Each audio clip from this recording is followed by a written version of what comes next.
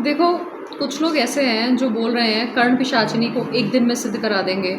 इतना मारूंगा भिखारी भीख नहीं देगा। तो तुम्हारे मासी की लड़की तो है नहीं कर्ण पिशाचिनी, जिसको तुम कॉल मिलाओगे और वो 1 घंटे में आ जाएगी और तुम उसको सिद्ध करा दोगे। एंड उसके बाद हमने कर्ण पिशाचिनी ऑलरेडी सिद्ध कर ली है। वेरी गुड, कर्ण पिशाचिनी आप सिद्ध कर चुके हैं, जिस एंटिटी का प्रूफ है कि वो कलयुग में है ही नहीं।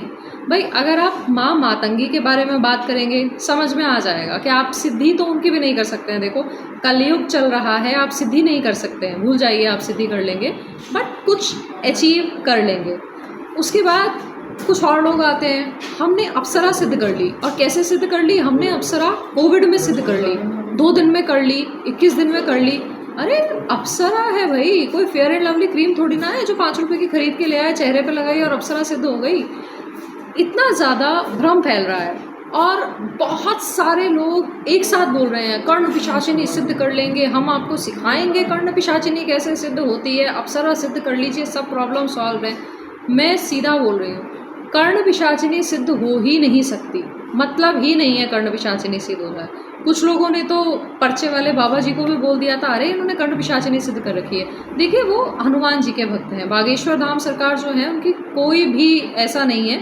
हनुमान की सिद्धि आप कर सकते हैं, उनकी कृपा प्राप्ति कर सकते हैं, माँ मातंगी की सिद्धि कर सकते हैं। और पहली बात तो आपने अगर सिद्धि कर रखी है तो उसका एक रूल है, आप किसी को नहीं बताएंगे। भाई गुप्त विद्या को गुप्त कहा क्यों गया है? गुप्त विद्या को गुप्त इसीलिए कहा गया है कि अगर आप किसी को बताएंगे तो आपकी सिद्धि चली जाएगी। महाभारत के अंदर बहुत सारी जगह इसका जिक्र किया गया है। उसके बाद आप पॉडकास्ट पे आ रहे हैं, आप जगह जगह आ रहे हैं और गाना गा रहे हैं, कर्ण पिशाचिनी सिद्ध कर ली, हमने अप्सरा सिद्ध कर ली। अरे तुम्हारी मौसी की लड़की नहीं है वो, और ना ही तुम्हारी गर्लफ्रेंड है जो एक कॉल पे सिद्ध हो गई, फेसबुक पे अकाउंट बनाया, चलो आज अप्सराएं सिद्ध करते हैं, है ना, एंजल प्रिया सिद्ध कर लेते हैं हम। अप्सरा है वो, उनका बोला जाता है कि 100 कस्तूरी किसी पेड़ पे बांध दें, उसके बाद जैसी खुशबू उस पेड़ में से आएगी वैसी खुशबू अप्सरा के छुए हुए एक पत्थर से आती है, तुम उसे सिद्ध करोगे। अरे मेरी शक्ल भी ऐसी नहीं है, और जो लोग ऐसा बोलते हैं ना उनकी शक्ल तो मुझे ऐसा लगता है 10-10 रुपये का डोनेशन दो इनके घर में, भैया तुम एक शीशा भेज करके आओ।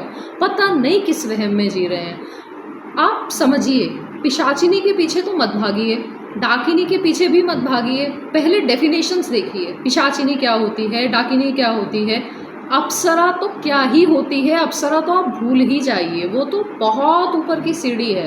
तो इस तरीके के भ्रम में आप मत जिए। आई डोंट वांट कि आप मेरी ही बात सुनिए, खुद स्टडी कर लीजिए और खुद अपना थोड़ा सा दिमाग लगाइए। ऐसा हो सकता है क्या? पॉसिबल ही नहीं है।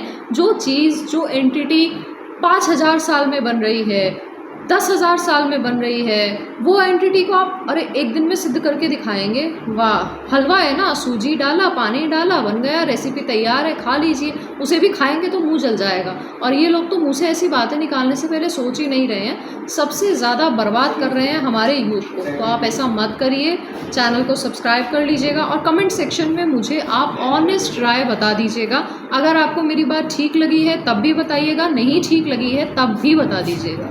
I am open for all the opinions, जो भी आप मुझे देना चाहते हो।